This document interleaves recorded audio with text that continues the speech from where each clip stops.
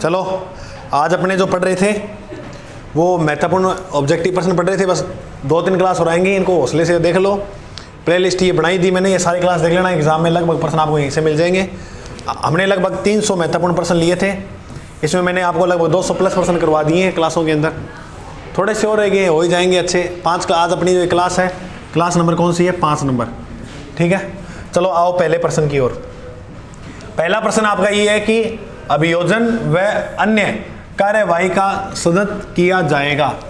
अभियोजन और अन्य कार्यवाही का सदत का मतलब होता है जैसे कोई अभियोजन लाए, बाद लाए, उसमें जो रुपया लगा, पैसा लगा, वो किसके द्वारा दिया जाएगा? तो वो जो पैसा है वो पैसा दिया जाएगा नगर पालिका की निधि के द्वारा। नगर पालिका निधि का जो उल्लेख है वो किस धारा के अंदर है? धारा 79 में। निधि का उल्लेख किस धारा में है? मोटू 79 याद रखना, 79 निधि, ये मत भूलना। मैंने पहले दिन ही बता दिया था, ये तो मत भूलना चाहिए, दुनिया में कुछ ही भूल जाओ। राजस्थान नगर पालिका अधिनियम के अनुसार अभियोजन सामान्यतः अपराध कारित के कितने समय के भीतर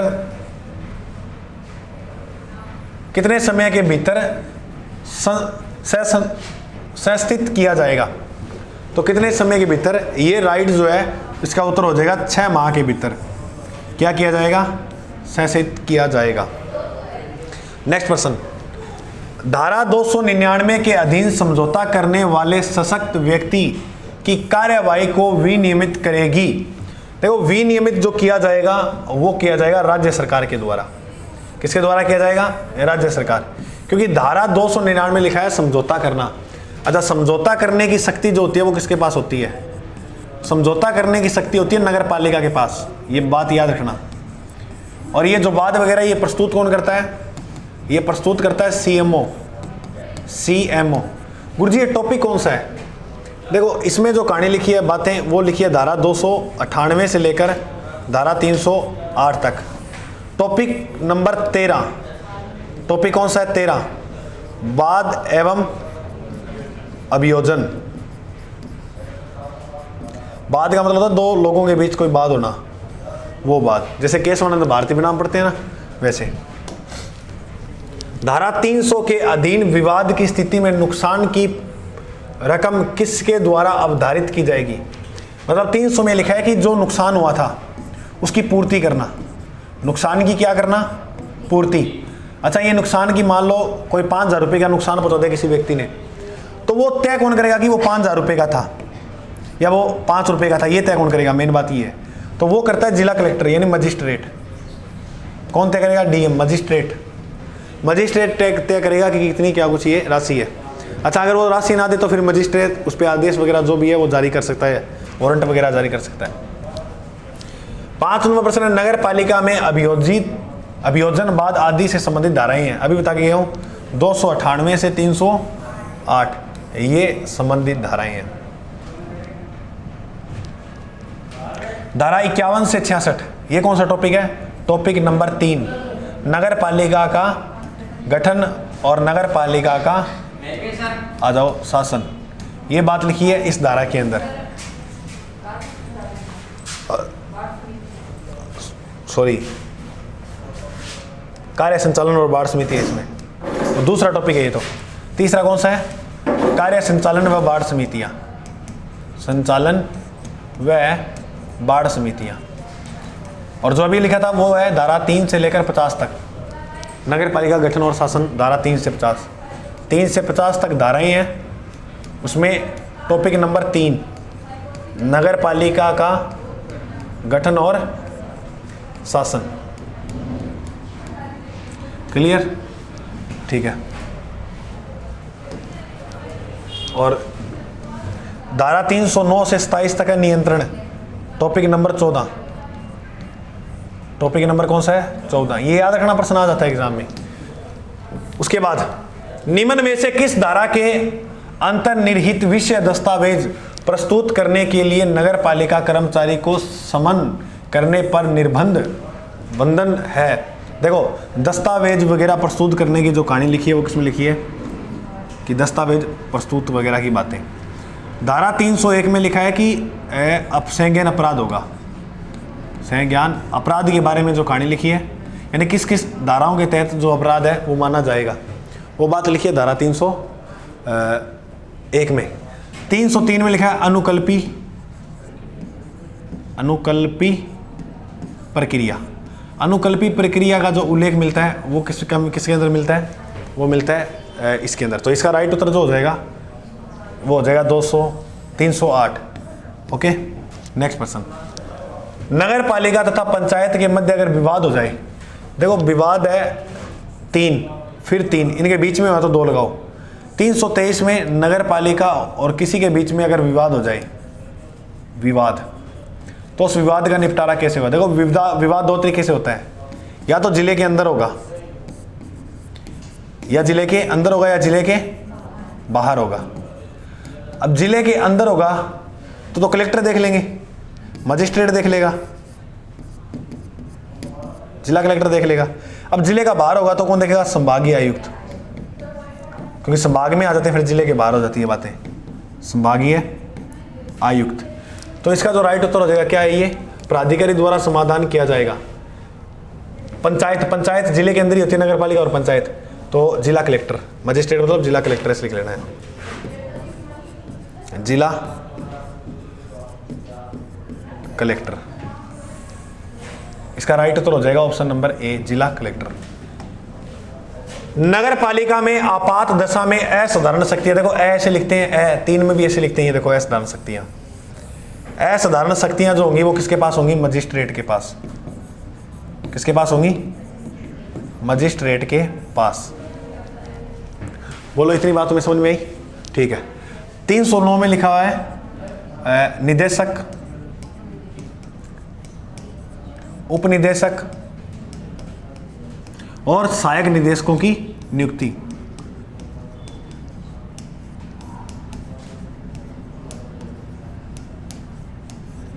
इनकी नियुक्ति कौन करता है, राज्य सरकार। नियुक्ति कौन करती है इनकी, राज्य सरकार। 310 में लिखा है कि निरीक्षण करेंगे ये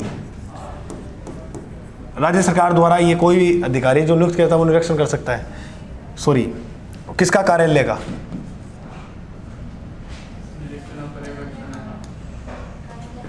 इसमें ना पर्यवेक्षण है, सॉरी 10 में पर्यवेक्षण कर सकता है जो नियुक्त अधिकारी है राज्य सरकार द्वारा।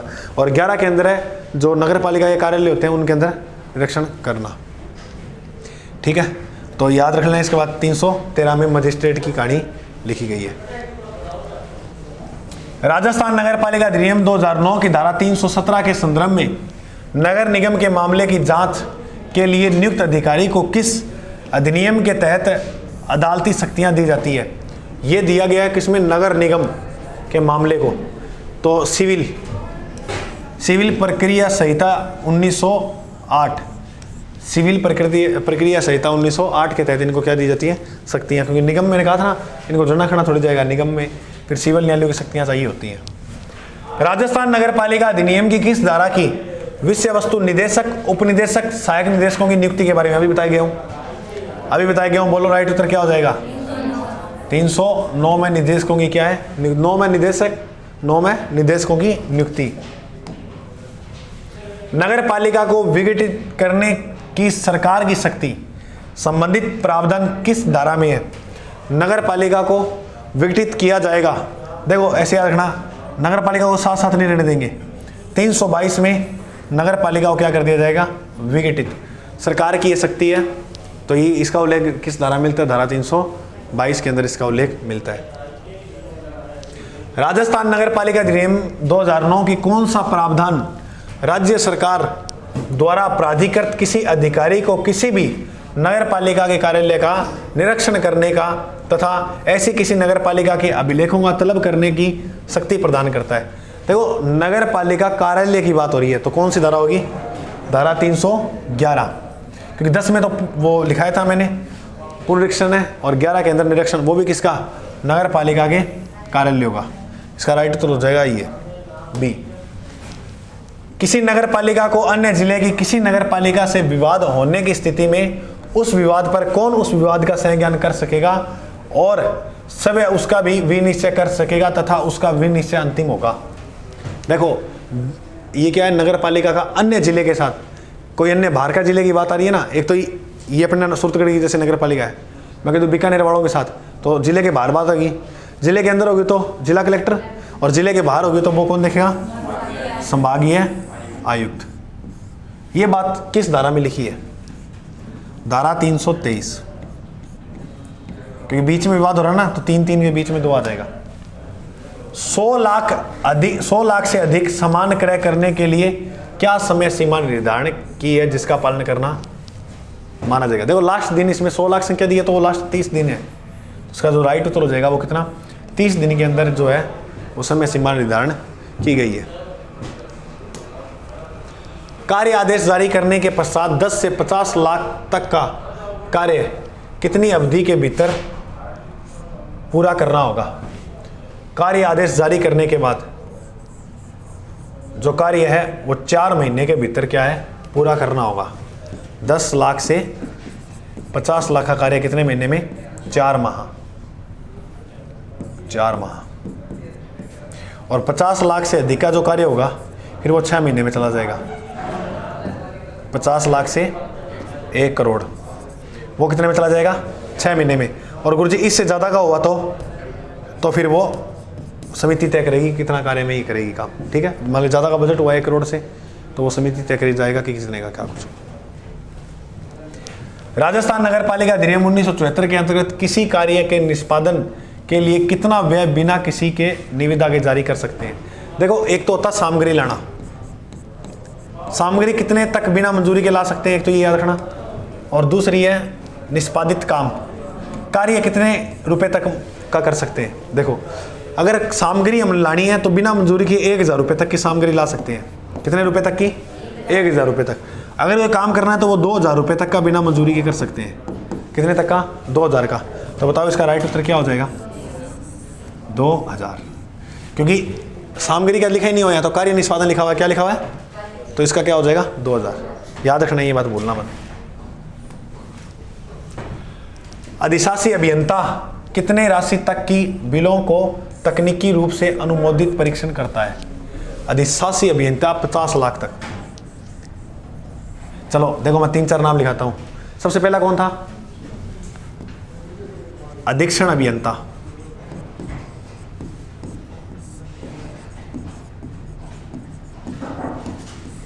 दूसरा था अधिशासी अभियंता, कहाँ गया अधिशासी, ये रहा, अधिशासी अभियंता, सहायक अभियंता, और इंजीनियर वगैरह वाले वो लास्ट में आएंगे, यानी कनिष्ठ बोलते हैं जिसे, कनिष्ठ अभियंता।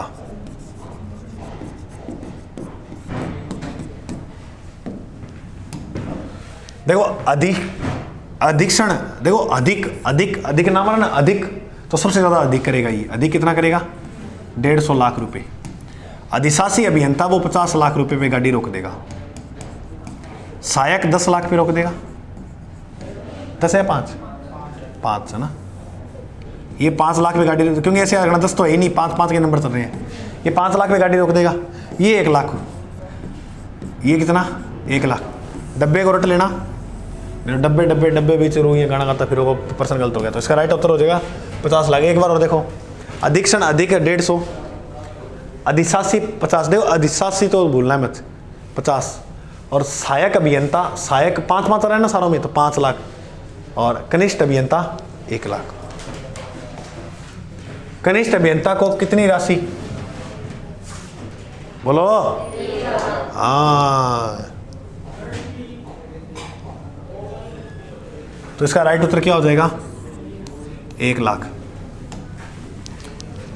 निर्माण कार्यों के अनुमान अनुमोदन व दिनों की परीक्षण किस नियम में है। दिनों का परीक्षण है नियम 15 में, परीक्षण 15। अनुमान व अनुमोदन व दिनों का परीक्षण किसके अंदर है, नियम 15 के अंदर। थैंक यू ROU एस्पिरेंट, आपने क्लास देखी, हमारी बहुत बहुत आभार। इस PDF को प्राप्त करने के लिए आप हमारे इस टेलीग्राम चैनल से जुड़ सकते हो। टेलीग्राम चैनल का नाम है GK by अजय सर। ठीक है, जय हिंद, मिलते हैं अगले भाग में।